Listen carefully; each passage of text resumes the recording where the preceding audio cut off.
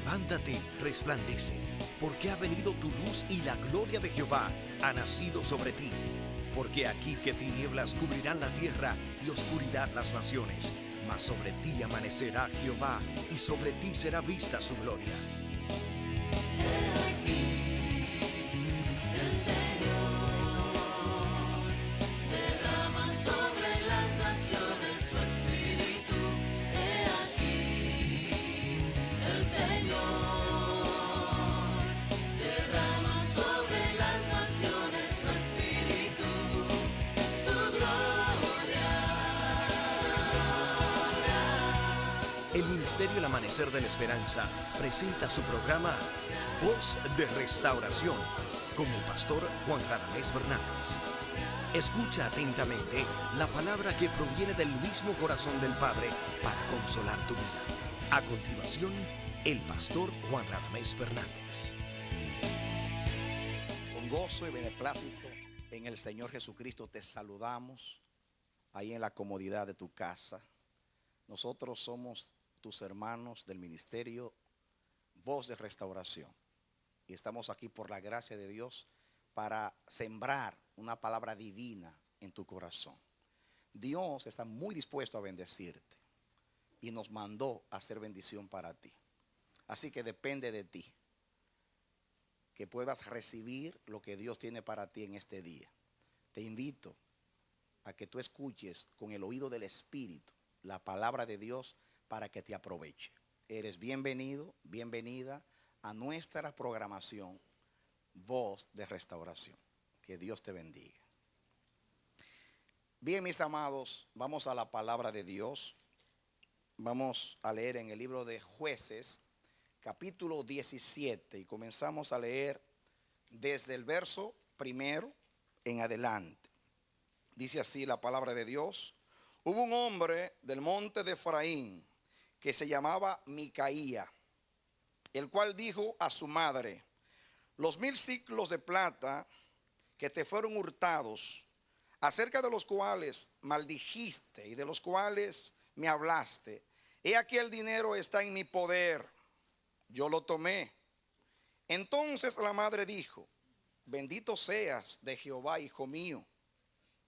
Y él devolvió los 1000 siclos de plata a su madre, y su madre dijo: en verdad he dedicado el dinero a Jehová por mi hijo, para hacer una imagen de talla y una de fundición. Ahora pues, yo te lo devuelvo. Mas él devolvió el dinero a su madre, y tomó su madre 200 siclos de plata, los dio al fundidor, quien hizo de ellos una imagen de talla y una de fundición, la cual fue puesta en la casa de Micaía. Y este hombre Micaía tuvo casa de dioses, e hizo efod y terafines, y consagró a uno de sus hijos para que fuera su sacerdote. En aquellos días no había rey en Israel, cada uno hacía lo que bien le parecía.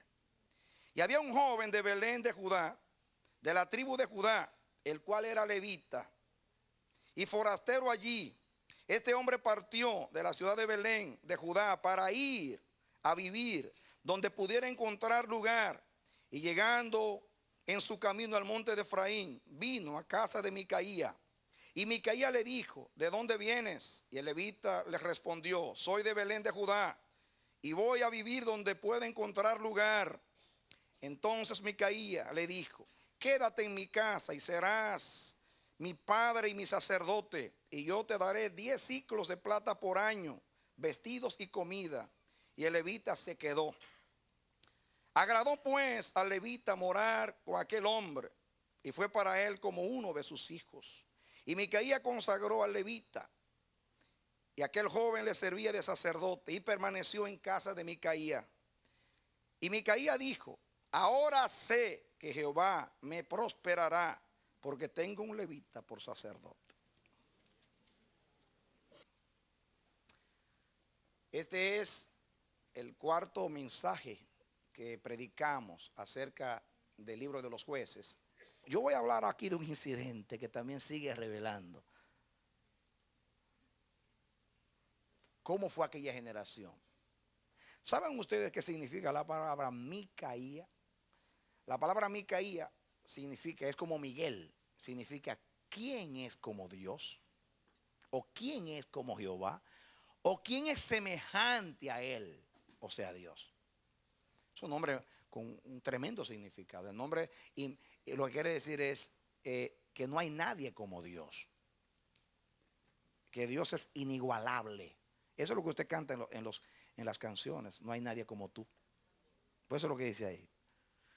Eso es lo que significa Micaía. No hay nadie como Dios. No hay nadie que se asemeje a Dios. Dios es único en su género. Solo Él es Dios. Ese nombre significa solo Él es Dios. Los dioses de los pueblos son ídolos, pero Jehová hizo los cielos. Ese nombre que le pusieron los padres a este muchacho, a esta vida, expresaba que los padres eran creyentes en Dios. Y posiblemente hubo alguna circunstancia en su nacimiento que hizo que los padres eligieran ese nombre para él. Porque los antiguos no ponían nombre como nosotros, que vamos a un libro de nombres o le ponemos el nombre de cualquier nombre. No, los antiguos generalmente ponían el nombre basado en las circunstancias que vivían y proféticamente lo que anunciaban. Sucede, atención aquí comenzamos a revelar, que a la madre de Micaía se le perdió una cantidad muy grande. En aquellos tiempos, los 1000 ciclos de eso era mucho dinero. Y aquel que llevaba el nombre de Dios, que cada vez que lo llamaba decía, Dios inigualable,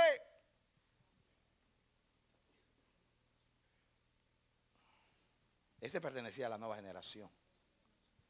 Diga, era un ladrón.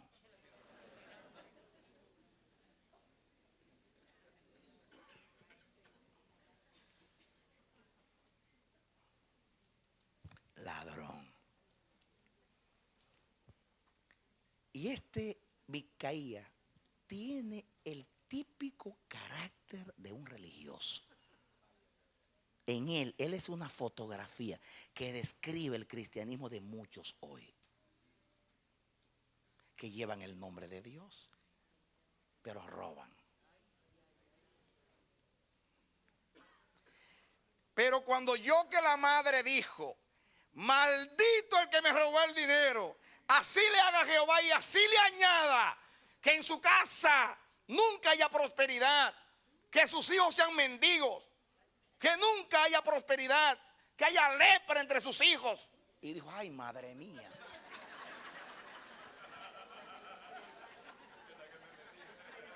Así era que maldecían. Diga conmigo, Micaía creía en la bendición y le tenía miedo a la maldición, como todo israelita que conocía la ley.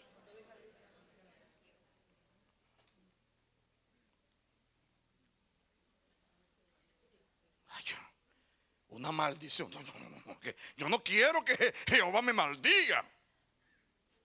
Así que se arrepintió el hombre. Se arrepintió. Diga, miedo a la maldición.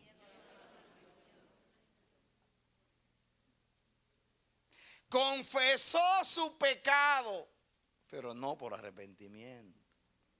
No quería que le cayera encima la maldición.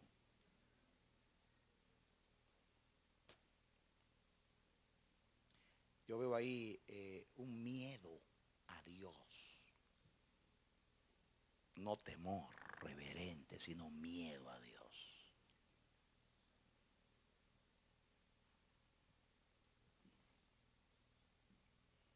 Y la mamá, que fue la que le enseñó acerca de Dios, parece que era igual a él. De tal palo, tal astilla. Y miren la revelación de la madre. Entonces la madre dijo, última parte del 2, bendito sea de Jehová, hijo mío. Y cambió la maldición por bendición. Porque apareció el dinero. Por 2 razones bendijo al hijo. Uno, porque era su hijo. Si hubiera sido el vecino, dice que te caiga la maldición por robarme el dinero. Pero como era el hijo, hijo, si yo hubiera sabido que fuiste tú, no hubiera lanzado esa maldición. Hay personas que aparentemente actúan bien, pero su corazón está podrido. Sus motivaciones son falsas.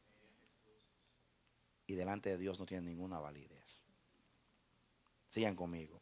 Versículo 2. Y él devolvió los 1100 siclos de plata a su madre. Y su madre dijo, en verdad, oigan que es lo que inventó ahora, en verdad he dedicado el dinero a Jehová por mi hijo.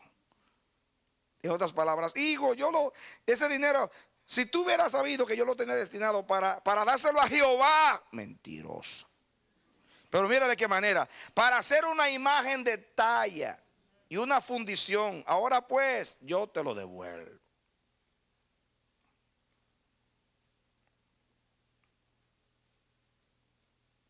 ¿Será verdad eso? Esto es terrible. ¿Cómo alguien se atreve a decir que tiene un dinero dedicado a Dios para hacer una imagen? Para hacer una imagen de talla y otra de fundición.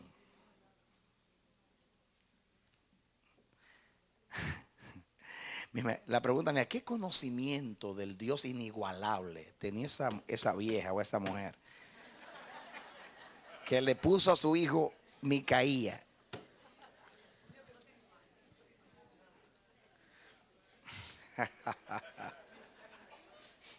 ¿Qué conocimiento de Dios? He dedicado parte de ese dinero para Jehová a favor de mi hijo, el ladrón.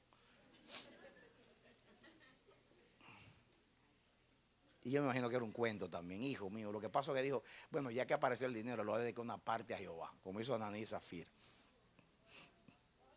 Pero, ¿de qué manera se lo dedica?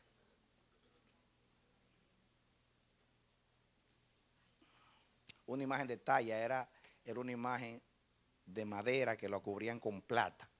Cuando era de fundición era plata solamente. Pero eran ídolos.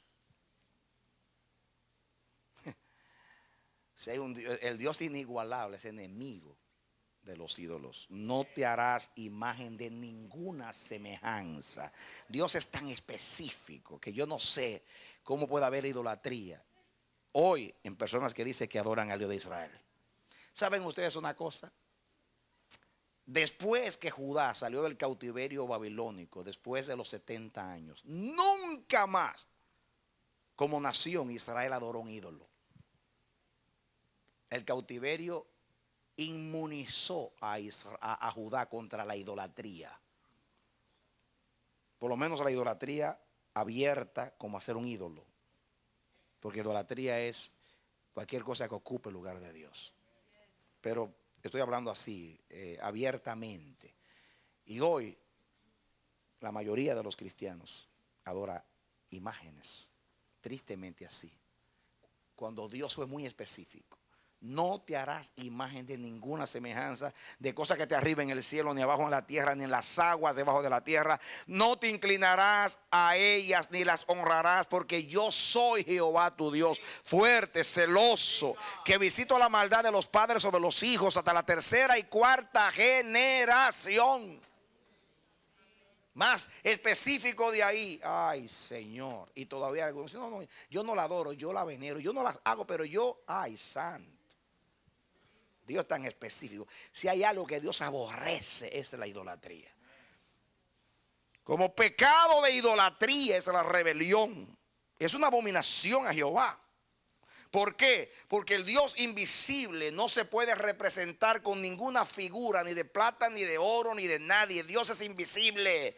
El Dios de Israel es invisible, no se ve.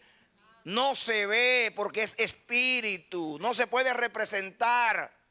Y mucho menos adorar a otros porque tengan relación con él. Cuando ni los ángeles aceptaron adoración.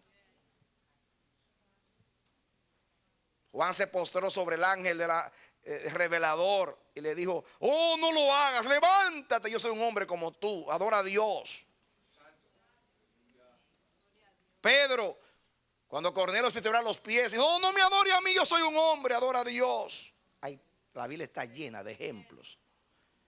9 veces dice la Biblia que Dios es celoso. 9 veces. Y las 9 veces tiene que ver con la idolatría. Lo que más provoca el celo de Dios es la idolatría. Alguien que cree que Dios es inigualable actúa de esta manera. Esa es la contradicción de la nueva generación. Eso me dice a mí que tenían información acerca de Dios, pero no conocían a Dios.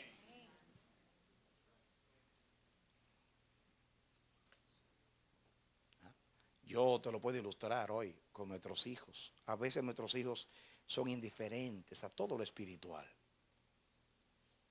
Nunca lo vemos orando. Cuando le decimos: hijo, ora, se enojan. Hijo, ven a la iglesia. Ay, papi, ya. O mami, ya. Ahora, tienen un examen difícil. Ay, mami, ora por mí. Mami, ¿puedes orar por mí? O caen en un problema en la cárcel. Mami, ora por mí, mami, ora por mí. Ahora sí van a orar por ti. Sí, sí. Esa es la nueva generación. ¿Ya? ¿Se acuerdan de Santa Clara cuando llueve? Cimientos son mentiritas blanquitas. Hermano, es que si yo no digo, si yo hubiera dicho la verdad, yo pierdo el cheque. Ay, hermano, no se puede ser fanático. Si yo digo la verdad, imagínense, me quitan todo. Y así jugamos con Dios.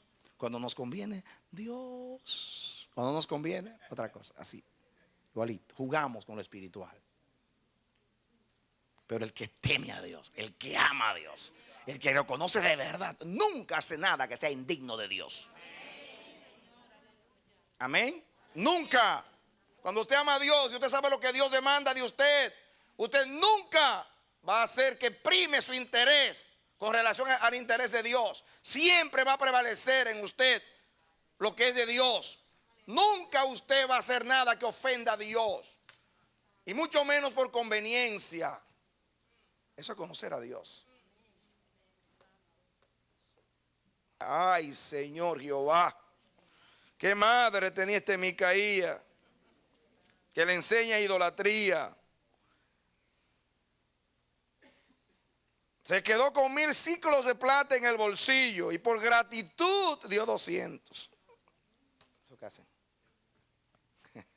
Como apareció el dinero, le voy a dar 200. Como aparecieron los 1200 ciclos, 1100, voy a dar 200 y me quedo con 900. De gratitud a Dios porque apareció.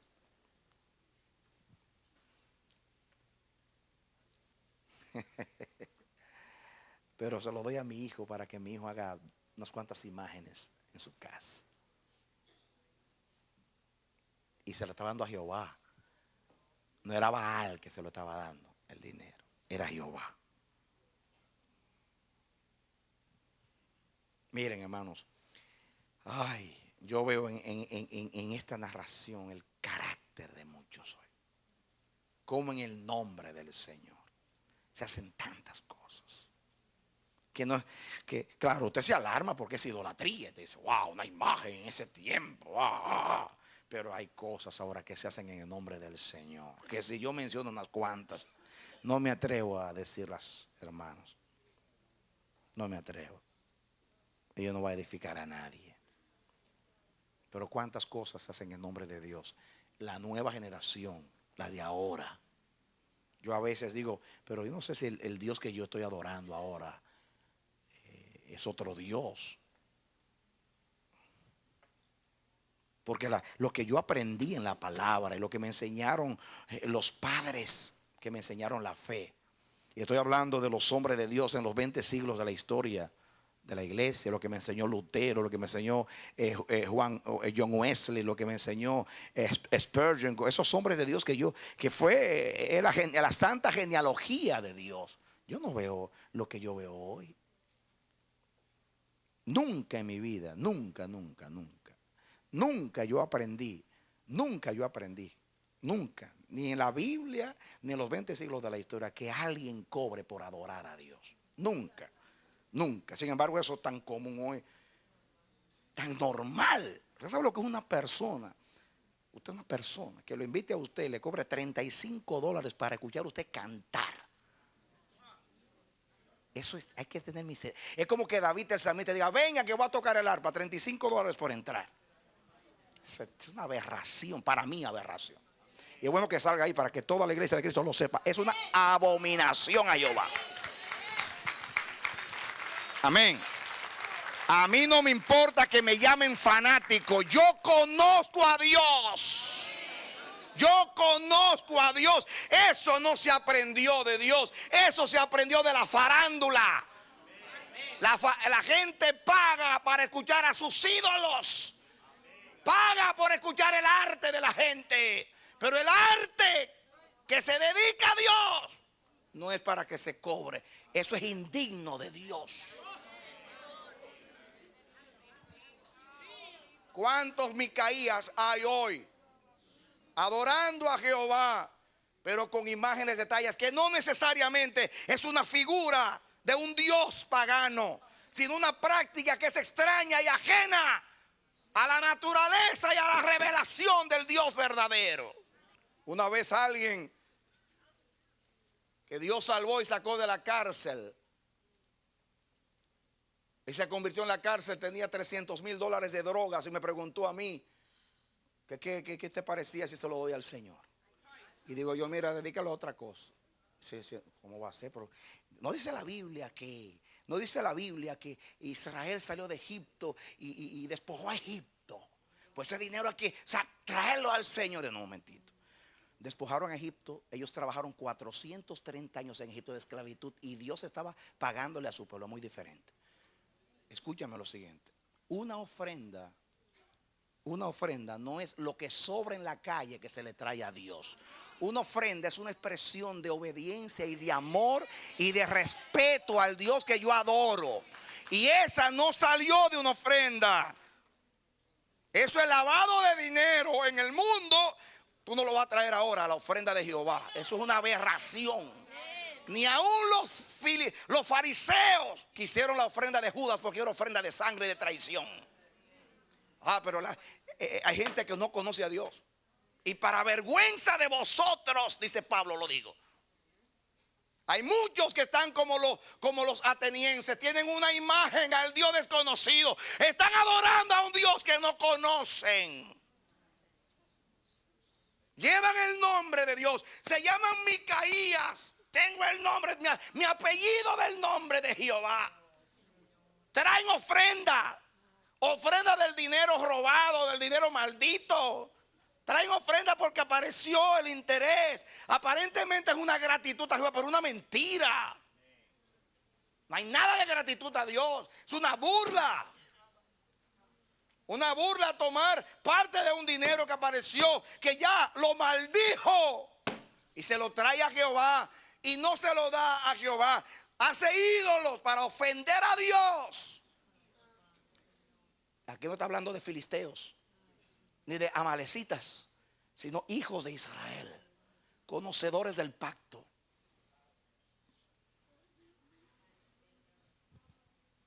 Oh, que Dios abra los ojos a los ciegos y los oídos a los sordos. Cuántas cosas se hacen en el nombre de Jehová. Cuántas cosas se hacen en el nombre de Jehová. Se vende la adoración, se vende la alabanza, se usa la palabra, se trafica con ella para sacar el dinero a la gente.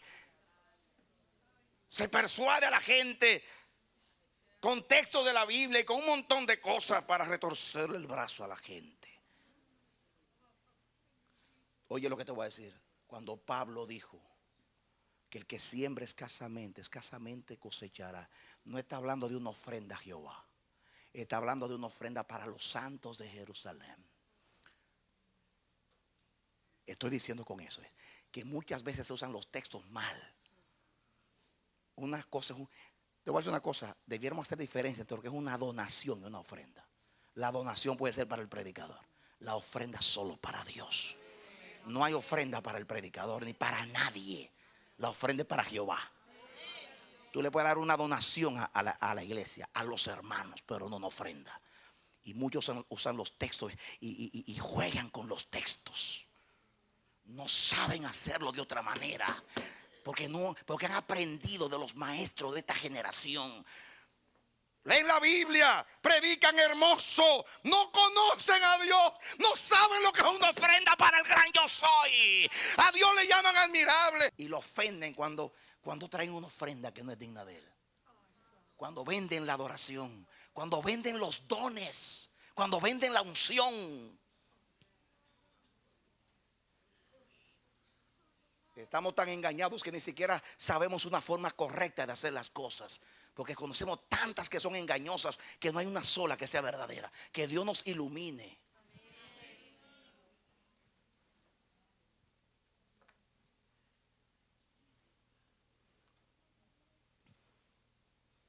Hay una generación que se va a quedar sola.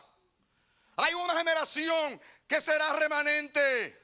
Hay una generación que será lo que quedará. Remanente fiel. Que conocía a Dios y le adoró tal como Él es. Y no como las tradiciones de los pueblos.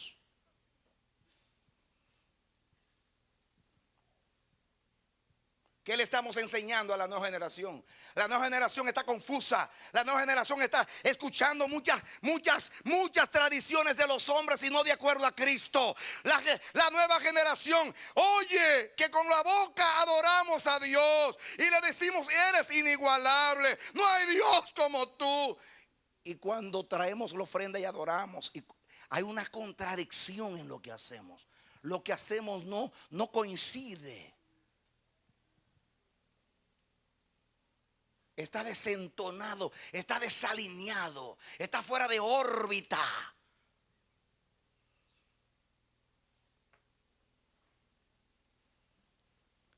Aquí la madre de Micaía pertenecía a la generación anterior, pero era lo mismo. En el libro de los jueces no solamente hubo una generación, dice hay generaciones, pero es lo mismo, es una repetida igual.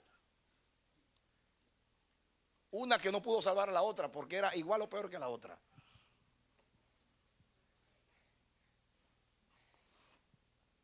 No podemos dar a la nueva generación una experiencia con Dios, pero le podemos dar un testimonio acerca de Dios. Que si por causa nuestra no siguen a Dios, por lo menos por causa nuestra no van a maldecir ni a blasfemar su nombre.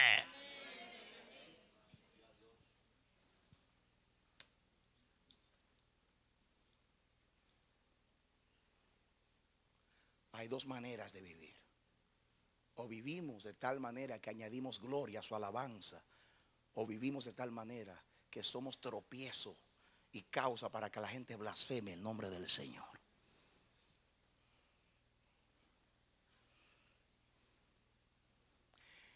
El que ama a Dios y vive para Él es lo mismo cuando está solo en su habitación, a la luz de su conciencia, que cuando está manifiesto delante de los ojos de los hombres.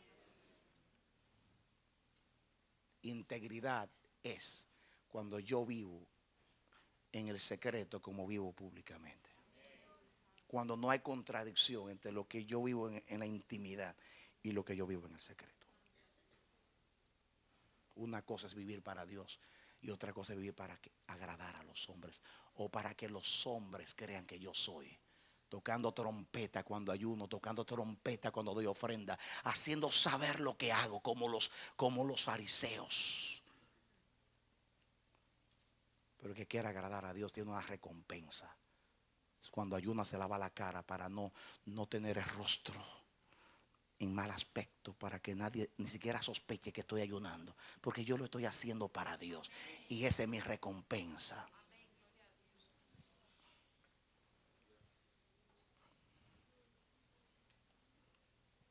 Sigue conmigo. Versículo 5. Y este hombre Micaía tuvo casa de dioses. ¿Qué tuvo este muchacho? Pues claro, si la mamá le dio un dinero para que haga dioses. E hizo efod y terafines y consagró a uno de sus hijos para que fuera su sacerdote. Déjame decirte lo que son terafines. Terafines eran dioses domésticos. Eran imágenes de animales, de figuras, de otras figuras. Pero eran dioses domésticos. Dioses de la casa. No dioses de los templos, sino dioses de las casas. Bueno, todo lo que es brujería y hechicería, idolatría es amuleto. Pero para que sepan,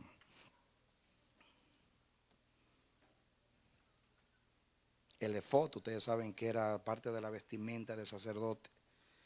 El sumo sacerdote la tenía con el pectoral y todas las piedras preciosas, pero que los paganos lo usaban también. Era como un delantal, diríamos así. Una faja que ponía aquí en el pecho, pero que los hijos de Israel lo usaron supersticiosamente. ¿Recuerdan ustedes lo que hizo Gedeón? Bueno, y este hombre Micaía tuvo casa de Dios. ¿Saben ustedes cómo la palabra que usa casa de Dios es Bet Elohim? Bet, casa, Elohim, Dios o dioses, porque la palabra Elohim es Dios, pero ahí es dioses porque son muchos dioses. ¿No? Que significa Bet Elohim. Eso debería ser casa de Dios, por ahí es casa de dioses. Qué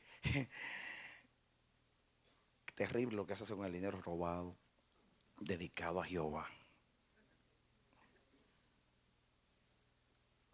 Pobrecita madre, pobrecito hijo.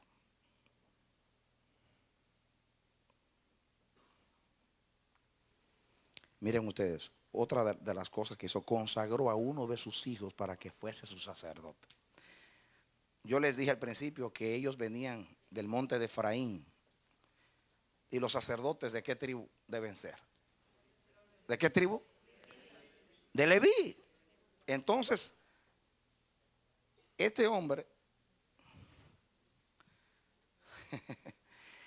consagra, hace una casa de dioses y consagra a uno de sus hijos. Según la ley de Moisés, eso era un delito de muerte, establecer un sacerdocio que no fuera de Leví. En otras palabras, todo al revés. Diga, eso aprendió de su madre.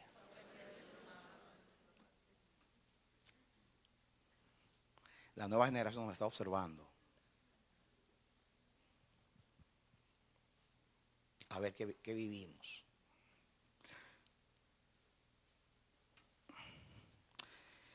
Versículo 6. En aquellos días no había rey en Israel. Cada uno hacía lo que bien le parecía. Este texto se repite muchas veces en el libro de los jueces. Y es una descripción de cómo era ese tiempo.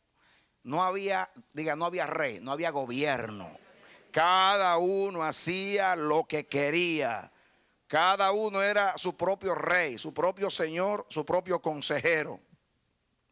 Amén. Bueno, usted puede interpretar, bueno, lo que quiere decir no había rey era porque el reinado vino después, comenzó con Saúl.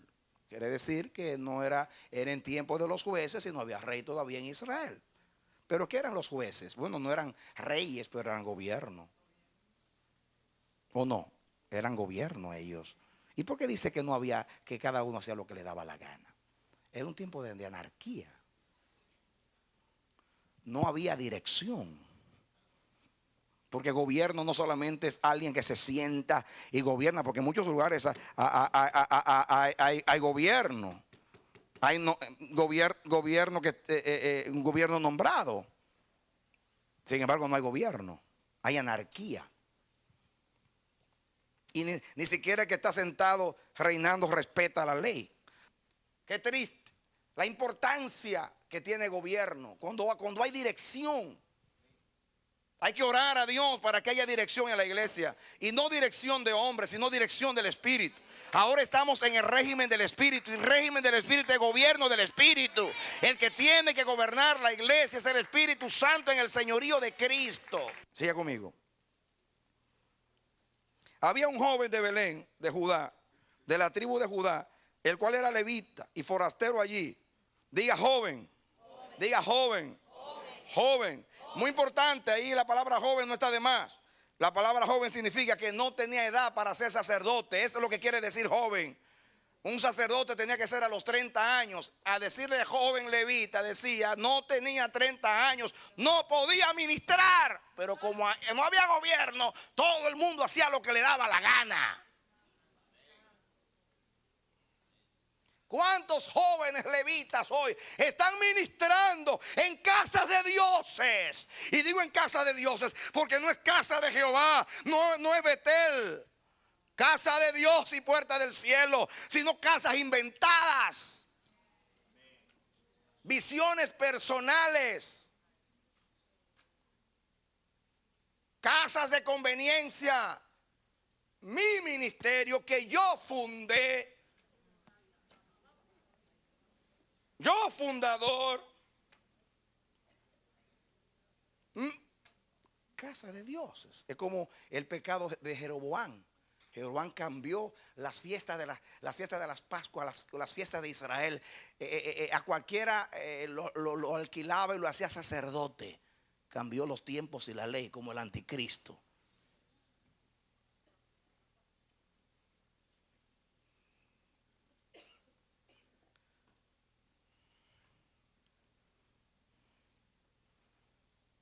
Cuando Dios dice que son 30 años, son 30 años. Además, los levitas y sacerdotes de Jehová ministran en la casa de Jehová, no en la casa de dioses. Y ahora está hablando de un ministro aquí. Este es un ministro. Ahora el mensaje para los ministros. Y había un joven de Belén, de Judá, versículo 7, de la tribu de Judá, el cual era levita, forastero allí. Este hombre partió de la ciudad de Belén, de Judá, para ir a vivir donde pudiera encontrar lugar. Y llegando en su camino al monte de Efraín, vino a la casa de Micaía. Y Micaía le dijo, ¿de dónde vienes? Y el levita respondió, soy de Belén, de Judá, y voy a vivir donde pueda encontrar lugar. Eso se llama un mercenario. Yo me voy a quedar donde me den una ofrenda, donde me alquilen. Yo soy un ministro. Yo tengo que vivir del altar. Así como vivo del altar. Bueno, en aquel tiempo era justificable porque a los levitas no se les dio herencia, tenían que vivir de sacerdocio. Y dice, bueno, ¿yo dónde voy a vivir? Donde me renten. Son mercenarios. Donde me den una ofrenda. Que a veces predican no para edificar al pueblo, sino por la ofrenda. Entonces Micaía le dijo, quédate en mi casa y serás mi padre y sacerdote. Porque así veían a los sacerdotes como padres. Y yo te daré 10 ciclos de plata por año, vestidos y comida. Y el levita, claro, se quedó. Pertenecía a la nueva generación. Siga conmigo. Agradó pues al levita morar en aquel, dice, con aquel hombre. Claro que le agradó, si había salario. Y fue para él como uno de sus hijos. Y Micaía consagró al levita. Ay, santo Dios. Lo ordenó, lo ordenó. Hay quienes ordenan y hay quienes ordeñan. ¿Sabe quiénes ordeñan? Ay. ¿Ustedes creen que Micaía tenía autoridad para ordenar a un levita? Santo Jehová. ¿Cuántas leyes violadas? Ustedes saben ahora la gente que están siendo declarados apóstoles y apóstolas y apóstatas.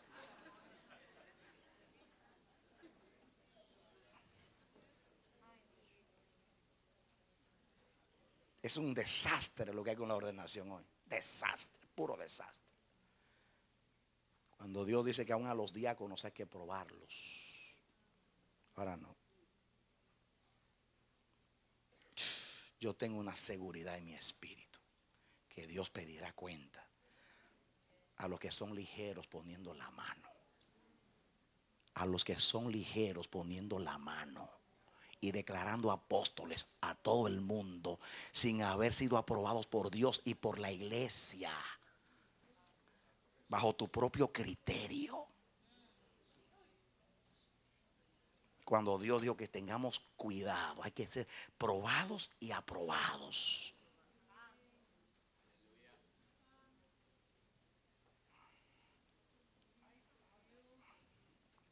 Cuando usted le pone la mano a alguien y lo ordena, usted es responsable de lo que esa persona haga toda su vida, porque usted le está delegando autoridad a esa persona.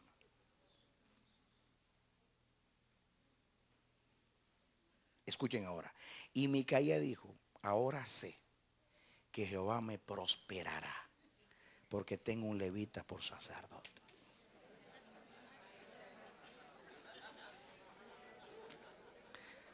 Diga, Micaía, diga conmigo, Micaía creía en la prosperidad. En la prosperidad. Mensaje de esta generación, la prosperidad. Benditos son, según la ley, son prosperados en el campo, en la ciudad, al entrar, al salir, largura de días, salud, liberación, victoria contra los enemigos. ¿Para quiénes? Para los que obedecieran la ley. Entonces, él dice: bueno, ya comencé a hacer algo correcto. Yo ordené a mi hijo, y mi hijo no es de la tribu de Leví. Como mi hijo no es de la tribu de Leví, yo no estaba bien, pero ahora tengo un levita, ahora yo estoy bien, estoy de acuerdo a la ley, voy a ser prosperado.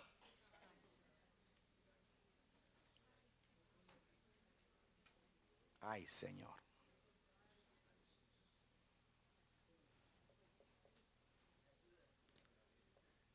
¿Cuántos hay que creen que Dios lo va a prosperar porque tienen un levita en su casa?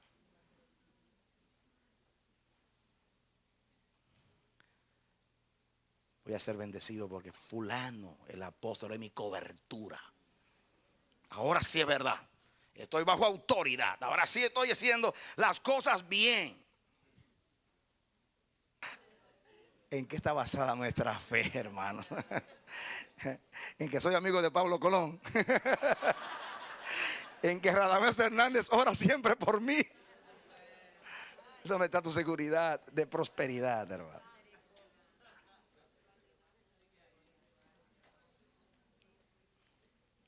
¿Cuántas veces es una burla? Ahora sí es verdad que Dios me va a bendecir por esto y esto. Ya comencé a ayunar. Ahora sí es verdad que Dios me va a bendecir. Ya comencé a ir a la iglesia. Ahora sí.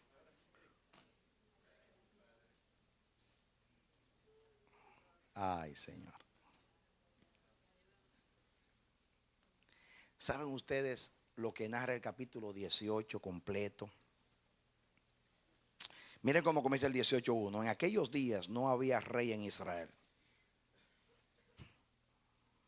Y en aquellos días la tribu de Dan buscaba posesión para sí donde habitar, porque hasta entonces no había tenido posesión entre las tribus de Israel. Y los hijos de Dan enviaron de la tribu de 5 hombres, de entre ellos hombres valientes de Sora y Estaol, para que reconociesen, explorasen bien la tierra. Y les dijeron: id y reconoced la tierra. Estos vinieron al monte de Efraín hasta la casa de Micaía, y allí posaron. Cuando estaban cerca de la casa de Micaía, reconocieron la voz del joven levita, y llegando allá le dijeron: ¿quién te ha traído acá? Una buena pregunta. ¿Y qué haces aquí? ¿Y qué tienes tú por aquí? Oh, ¿quién te ha traído aquí? Oh, el Señor me envió aquí. ¿Y qué haces aquí? Soy ministro. ¿Y qué tienes aquí? Me están dando 10 ciclos de plata por año, comida y casa. Estoy ministrando aquí, enviado por Dios. Y él les respondió: de esta y de esta manera ha hecho conmigo Micaía, y me ha tomado para que sea su sacerdote. Me ha tomado. Y ellos le dijeron: pregunta pues ahora a Dios para que sepamos si ha de prosperar este viaje que hacemos. Y el sacerdote les respondió: id en paz, delante de Jehová está vuestro camino en que andáis. El 14, 18, 14. Entonces aquellos 5 hombres que habían ido a reconocer la tierra de Lais dijeron a sus hermanos: ¿no sabéis que en estas casas hay efod y terafines y una imagen de talla y una de fundición? Mirad, por tanto, lo que habéis de hacer. Cuando llegaron allá, vinieron a la casa del joven levita, en la casa de Micaía, y le preguntaron cómo estaba. Y los 600 hombres que eran de los hijos de Dan estaban armados de sus armas de guerra a la entrada de la puerta. Y subiendo los 5 hombres que habían ido a reconocer la tierra, entraron allá y tomaron la imagen de talla, el efod, los terafines y la imagen de fundición, mientras estaba el sacerdote a la entrada de la puerta con los 600 hombres armados de armas de guerra. Dígase, robaron los dioses. Entrando pues aquellos en la casa de Micaía, tomaron la imagen de talla, el efod, los terafines y la imagen de fundición. Y el sacerdote les dijo: ¿qué hacéis vosotros? Y ellos les respondieron: calla, pon la mano sobre tu boca. Eran guerreros. Y vente con nosotros para que seas nuestro padre y sacerdote. Diga, segundo llamado. Oh, me hicieron un llamado, hermano. Yo era padre y ministro de una casa, y ahora me hicieron un llamado. Miren ustedes ahora qué llamado le hicieron. Oigan bien. Dice aquí, es mejor que seas, última parte de 19, voy a leerlo completo, 19. Y ellos le respondieron: calla, pon la mano sobre tu boca y vente con nosotros para que seas nuestro padre y sacerdote. Es mejor que seas tú sacerdote en casa de un solo hombre que de una tribu y familia de Israel. Wow. Y se alegró el corazón del sacerdote, el cual tomó el efod y los terafines y la imagen y se fue en medio del pueblo. Ay, se alegró el hombre. Wow, me ascendieron. Ahora soy apóstol. Era sacerdote en una casa de dioses y ahora voy a ser sacerdote de una tribu, apóstol.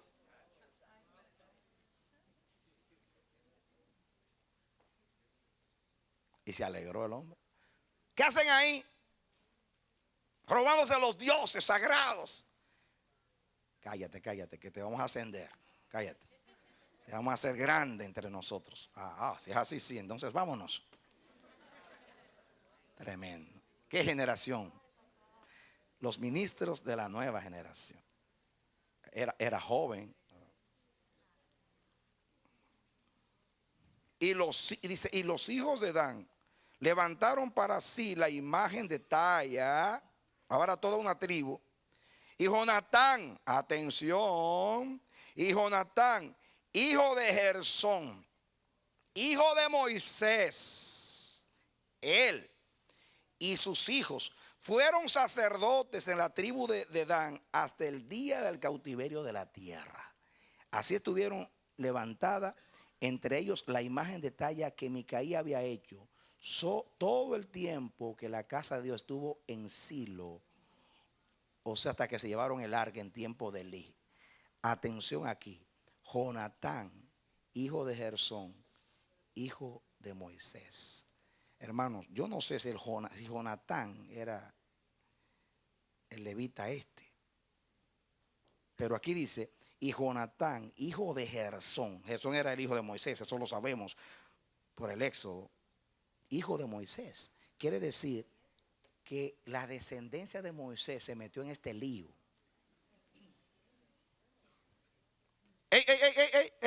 Atención aquí. Gersón, le hace en el libro del Éxodo, era el hijo de Moisés. Jonatán era el nieto. Estaban allí sirviendo de esta manera con ídolos, la descendencia de Moisés. La Biblia no dice nada de Gersón, los hijos de Moisés no dice nada, pero aquí aparece de Moisés, el gran Moisés. Los hijos de Moisés, el hombre que dio la ley, que le habló a Israel de que solamente adoren a Jehová, estaban aquí, en Dan, allá arribota.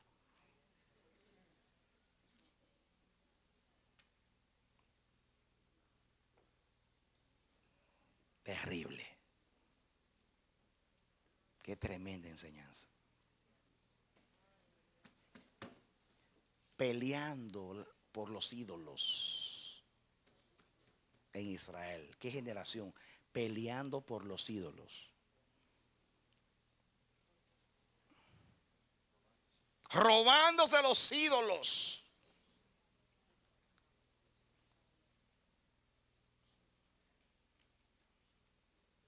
¿Qué generación?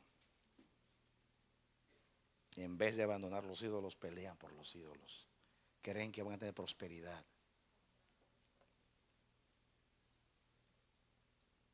Porque hacen algo correcto, entre comillas.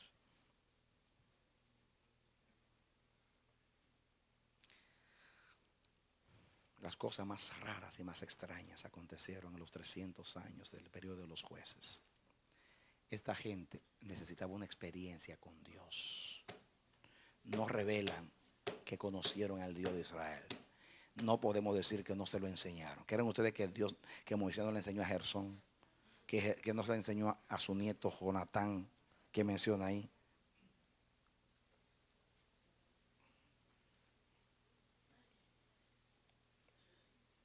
¿Saben ustedes qué sucede? Óyelo bien. Oye el final de esto. Oye el final de este mensaje por el Espíritu Santo.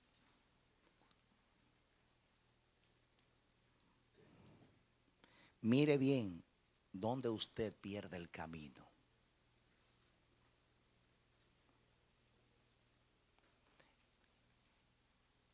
En el aspecto espiritual, las caídas son imperceptibles.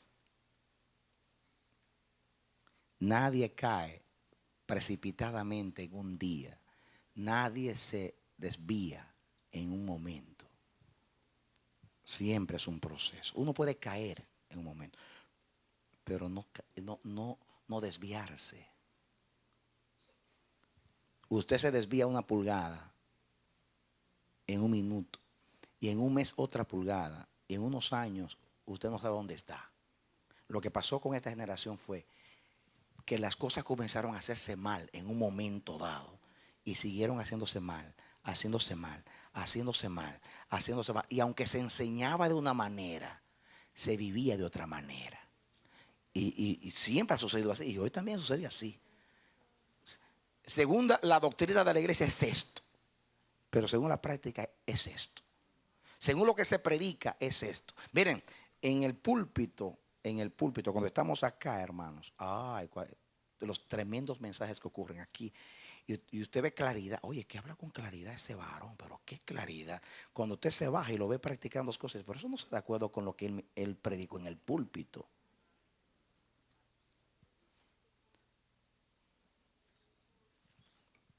Entonces, nuestros hijos, la nueva generación, a quienes formamos en el ministerio, a quienes formamos para que nos sustituyan, ven eso. ¿Y qué creen ustedes que van a hacer? Lo mismo. Es importante lo que hacemos a favor de la nueva generación. Y es importante lo que Dios va a hacer por la nueva generación. Ya que no podemos darle una experiencia con Dios, enseñémosle bien con las palabras correctas y con las vidas correctas, para que no le seamos de tropiezo, sino de bendición. Y cuando Dios quiera darles la experiencia con Él, que no tengan confusión, como sucede aquí en el libro de los jueces. Cierra tus ojos. Señor, aunque hemos hablado con celo, no es nuestro espíritu criticar a la iglesia, a la novia del Cordero, sino exhortarla con el celo santo. Porque de nosotros en un aspecto, depende de lo que surgirá en la nueva generación. Ayúdanos a hacer verdad, a practicar justicia, a vivir en santidad, a no desviarnos ni a diestra ni a siniestra de lo que hemos aprendido, para que la generación que aprende de nosotros aprenda correctamente y más adelante tú puedas usar eso para que eso contribuya a formar una generación conforme a tu corazón, que no sea igual a nosotros, sino mejor que nosotros, que nos supere, porque tú nos llevas de gloria en gloria. Gracias, en el nombre de Jesús. Amén. Esperamos que este mensaje haya sido de edificación para tu vida. Si deseas recibirlo en su forma original, puedes solicitarlo a El Amanecer de la Esperanza, P.O. Box 70, Bronx, Nueva York 10473. O visítanos a nuestra página web www.elamanecer.org. Dios te bendiga.